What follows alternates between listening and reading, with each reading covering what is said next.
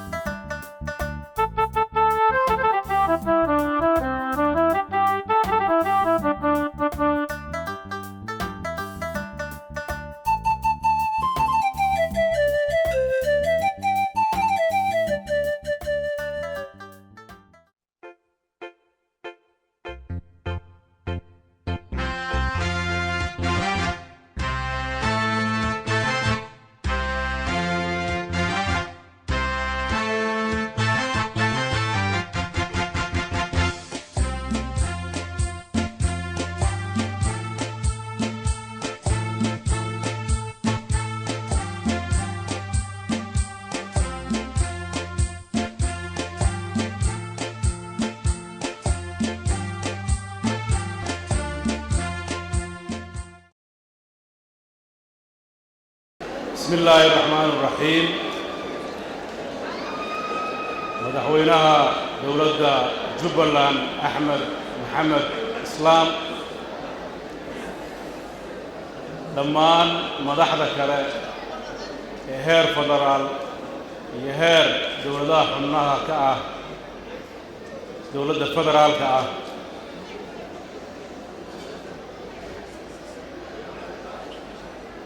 xubnaha labada aqal ee aqalka sare iyo aqalka hoose ee dowladda federaalka ah xubnaha baarlamaanada Jubbaland iyo Puntland halka jooga xubnaha ka jooga golaha wasiirada ee Puntland dhammaan madaxda kala duwan ee halka joogta qaybahooda kala duwan assalaamu calaykum waraxmatullaahi wabarakaatuh waxaa runtii farxad weyn ah anoo ku hadlaya magacayga magaca bulshooyinka Puntland inaan halka u soo gudbiyo hambalyo madaxweynaha la doortay ee Jubbaland Axmed Madoobe waxaan ugu hambalyeeyaa madaxweynaha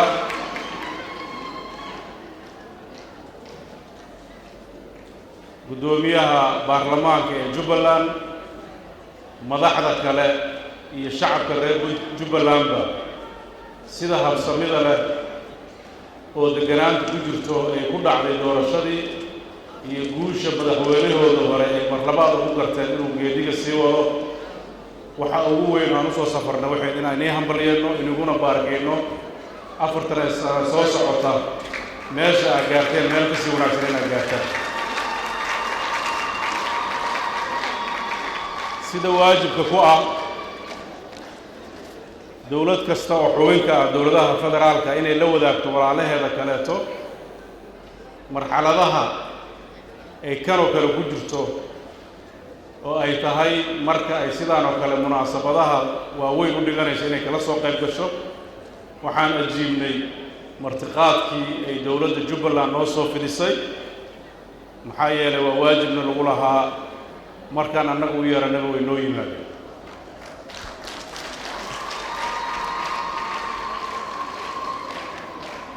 runtii munaasabadan waa munaasabad caleema saar waa munaasabad hambalyo xukuumadda Puntland iyo shacabkeedaba waxay qirayeen maalmihii ay socotay doorashadan laga soo bilaabo doorashadii gudoomiyaha baarlamaanka iyo tii madaxweynahaba si rasmi ah ayay ugu soo dirtay hambalyo waxay ku qanacsadeen iyadoo si dhow la socotay habkii wax u socdeen processkii la maro halka laga sheekeeyay si dhow aan la soconay waxaan qiraynaa inay ahayd doorasho hufan oo xalaal ah oo runtii la oran karo way habboon tahay in laga soo qayb galo caleema saarka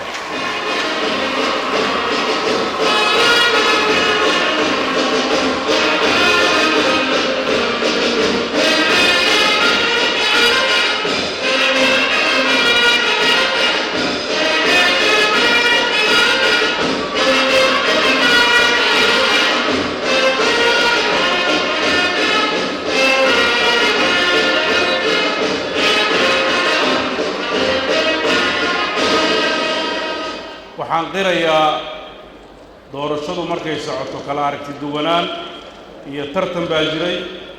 waxaan qirayaa dadkii tartamayay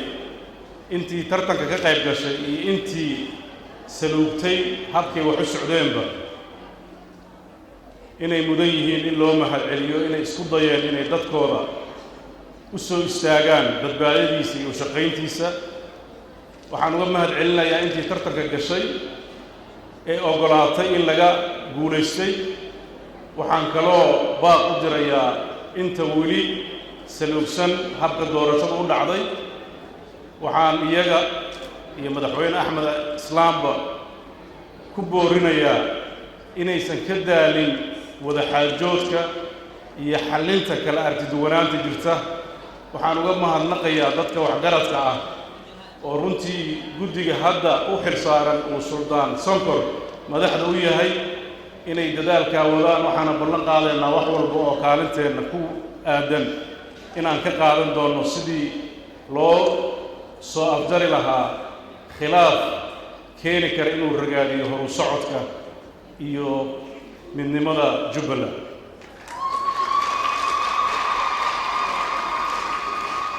intaan hadalkayga u guda gelin waxaan rabaa halka inaan tacsi uga daro madaxweynaha jamhuuriyadda Jabuuti Ismaaciil Cumar Geelle oo maalin dhoweyd walaalkii ku geeriyooday waxaan isaga iyo shacabka reer Jabuutiba uga tacsiyeenaa halka inuu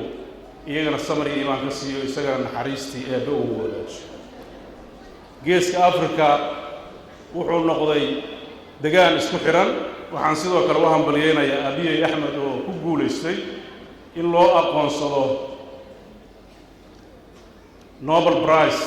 lagu siiyo nabadgelyo uu ka soo hooyay dalka Eritrea oo dawladda Ethiopia 20 sano khilaaf dhexya waxaad ogtihiin markii khilaaf dhaco mar walba ninka weyn inuu tanaasulaa sarafta ku jirta waxaan ka rajaynayaa dawladda federaalka ah haduuba khilaaf jiray inay tanaasulaad ka muujiso wixii khilaaf oo hore u jiray si ay ugu hoyato inay tahay inay nabadda ka shaqeynayso waxaan kaloo jeclahay inaan halka ka xuso wasiir Cabdirashiid oo ahaa wasiirada muddada dheer ka soo shaqeynayay hirgelinta Jubbaland dhismaheeda amnigeeda qayb weyn ka qaatay macruuf ku ahaa ama lagu yaqaanay inuu la diriray dadka nabadda diidan ee xag jirka ah waxaan codsanayaa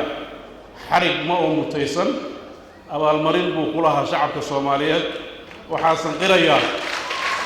cid kasta oo isku dayay inay nabadda sugto qaladaad baa ka dhacay waxaan u cudur daaraynaa ciidamadeena oo iyaga oo wanaag sameynaya ama amniga sugaya maalin iyo habeen qaladaad ka dhacayo wixii khaladaad ee dhacay waxay u baahan tahay in la xalliyo wixii xadgudubba waxa la rabaa in laga xaajoodo waqtiyada adag ee keeneed laakiin markuu qofku nabadda u soo jeesto oo uu dooro inuu nidaamka iyo nabadgelyada ka shaqeeyo waxay u baahan tahay in gacan lagu siiyo iyadana waxaan ka rajaynayaa dawladda federaalka inay arrintaas xal ka gaarto xorriyadiisana u soo celiso waxaan dadka reer Jubbaland dhammaan kula dardaarmayaa dariiqa hadda ay qaadeen oo ah dariiqa dib u dhiska iyo is-ogolaanshaha iyo dib u heshiisiinta iyo la dagaalanka argagixisada inaysan ka daalin waxaan garowsanahay oo marar badan oo imaan jiray haddaba aan arkayaa dad badan oo tabasho qaba oo deegaanka ah waxaan madaxweynaha ka codsanayaa in uu tabashooyinka dhageysto waxaase qirayaa dadka Soomaaliyeed oo muddo dheer dawlad la'aan haysay hanka ay u qabaan iyo dalabka ay u qabaan in wax loo qabto dawladaha maanta jira kuma filna inay howlahaas qabtaan iyagana waxaan leeyahay haddii dawladda Jubbaland amniga Kismaayo aan ku naaloonayna ay qabatay waxay mudan tahay iyadana in la yiraahdo waajibkeedii ka badan bay qabatay oo loo dulqaato oo aan wax badan oo aysan tabar u hayn aan laga filin tabashana ay isu bedelin dadka Soomaaliyeed way daaleen dareenkoodu uu kacsan yahay dawlad kasta waxay ka filayaan filasho aan suuragal ahayn in la qabto marka waxa la rabaa in la isu dulqaato madaxdana waxa laga rabaa dadka inay dhageysato ugu yaraan war waxaas وأنا يجرون وسكروين إن يكون يراهدان مركي ولي تان وقلبي أي أقبوجيان تاسنا وقدر دارون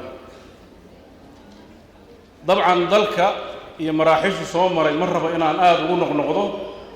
أنت مراحشاس جوب وهي أنا كسر بالسيبة هلك الجوبته وحان قرية إن دال هبين يمارنا لقول بحي ما أنت ماشي الصومالي الجوبت وحان رجينا يا دال كاسي إنوسن نيتجب كردعين إنوسن دال كاسي وسن مركعان وحان آد رجينا يا دال كاسي إنو سي صعود وحان آد هدنقيا مدحوين ياشي هراء الصومري دالك هير دولة جوالات هير دولة بحبة مرحلة هذا أو قلفسن إني كسر قديين وحان قرية مدحوين الشيخ شريف إنه أصور دور أديجي ذلك أو قرك أو إستاجي إنه كلا تقي كلا بربر لعوه إنه دلقاء وضن الموجي كلفي إنه ذلك كميل جار كبه وحان السجا يمدحوين الفرور السجار وما هنقيا يدي السعود في دستورك قبيلة يا مانتا هيسنو يكبحدي كميل جار لماذا أو يجي مدح كلام فربنا أي كلا شقيسة أو كم دي هاي شريف حسن أو مركز قدوميها برلمان كها أي مدح كلام هالك نجم مغن هنتي دلال كاس ودلال كدري مدبرا كذب إن مدح صومالي دلك الوجود دور طلبة كوريا لبيه توانكي سيدو كلام مدح وينه حسن شيخ وحنو جمع هاد علنا يا سيدو دوري أفرتي سنة أول دورتي أو هنتي وقرأوا صدي إنه كل جيس وحقبل كريم دولته حناها كها يسقونا جيد الصعود أي كم من إسرائيل إلا لجاري إن دور الشو أي دعوه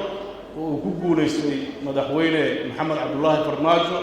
أو يسقنا سنة بتجلية اللي هو رجيء وأن رجينا صنها في عنو سي صعود وأنا كل رجينا يا مدحوينه محمد عبد الله إنه وضلاس وأنا أكسر صاحبتي كهري سوامر إنه مريض وأنا هدي إلهي الكريم waxaa u weyn oo nahor yaalla waxa weeye nidaamka lagu heshiiyey dastuurka waxaad ogtihiin si doorasho loo galo qof iyo coda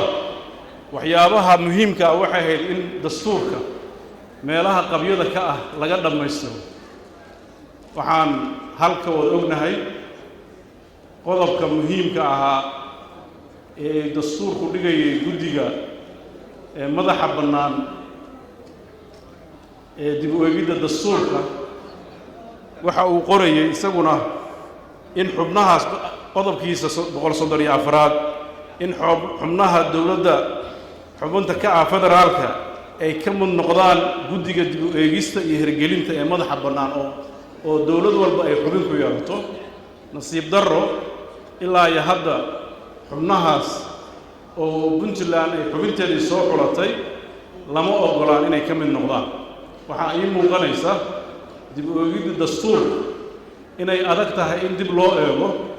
haddiiba shuruudihii dib loogu eegi lahaa aan la wadin waxaa kaloo iyadana marmar muuqanaysa dastuurka dib keliya inaan loo eegin in horena loo eego hore u eegiddiina weli waa dhiman tahay dib u eegiddii baan weligeedu ka soo bixin marka waxaan rajaynayaa muddada hadda dhiman inay adag tahay dastuurka oo weliba laga wada hadal in uu xal laga gaaro waxaa ii muuqanaysa marka haddii dastuurkii ay adag tahay inaan lagu gaarin in laga heshiiyo oo dib loo eego waxaa adkaanaysa doorasho qof iyo cod ah markaas hadday taasi adkaato waxay la tahay xal lama weynayo oo Puntland baa arrintaas looga dayanayaayo khabiir ku ah Puntland 20 sano ayay waxay lahayd qof iyo cod baa gelinaynaa duruufo kasta ha u diidaane markuu xilligu dhammaan rabo duruuftii la gaari waayo waxaa jira baarlamaanku wuxuu soo saaraa warqad lifaaq ah oo u oggolaanaya in ay qabaa'ilku soo xushaan xubnihii baarlamaanka sidaas ku ansaxaa oo dastuurku uu ku hirgalaa marka waxaan rajaynayaa haddii taa la gaari waayo macnaheedu ma aha in waddo kale oo waa la gaari waayo la odhanayo oo ku darsiya waddada furan waxa weeye in waddooyinkii hore ee la mari jiray in lagu noqdo haddii la rabo wax laga beddelay waxaan runtii ku baaqayaa dadka Soomaaliyeed dhammaan meel kasta ay joogto dowladda federaalka iyo dowladda xubnaha ka ah dowladaha federaalka aba inay ka wada shaqeeyaan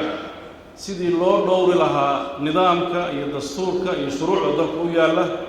nabadgelyada loo wada sugi lahaa geedi socodka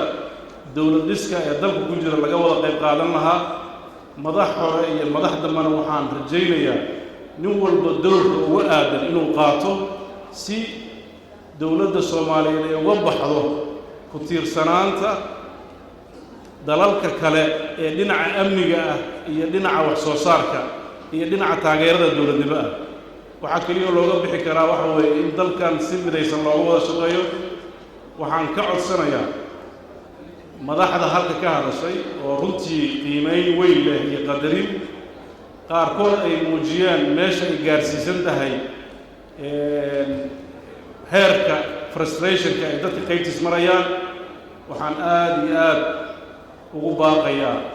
in dulqaadna la muujiyo dalka midnimadiisa la ilaaliyo wada hadalka aan laga daalin wixii khilaaf oo jirana si wada jir ah looga gudbo dowladda Puntland waxay mar walba una taagnaan doontaa ilaalinta midnimada Soomaaliya iyo federaaleynta dalka Soomaaliya waxaan rajaynaynaa dowr walba oo nala gudbo inaan qaadan doono haddii Ilaahay inuu anagu oonan cidna ku xumeeyeen cidna aanan ku soo dhaweynayn inta anaga go'aanada aan ku qaadano waxa way dalka waxa dantiisa iyo maslaxadiisa ku jirto taasaan sii wadi doonaa waana tii raggii ugu horeeyay wadi jireen inta dhimanna waxaan rajaynayaa in aan guul ku dhamaysano aad baa u mahadsantihiin wassalaamu calaykum waraxmatullaahi wabarakaatuh